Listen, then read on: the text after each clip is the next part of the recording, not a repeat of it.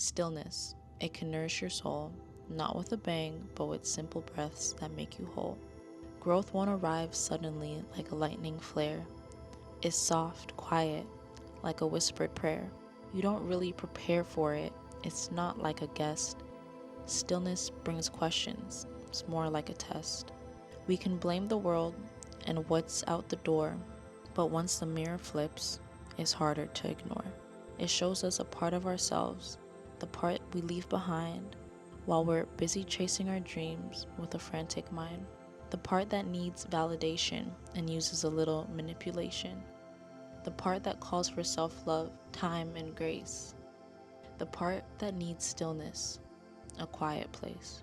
Each storm we face is a gift in disguise, like a light revealing what was hidden from our eyes.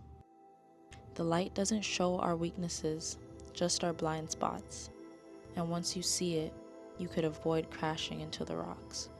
New choices emerge where pain once stood, a chance to grow, for real, for good.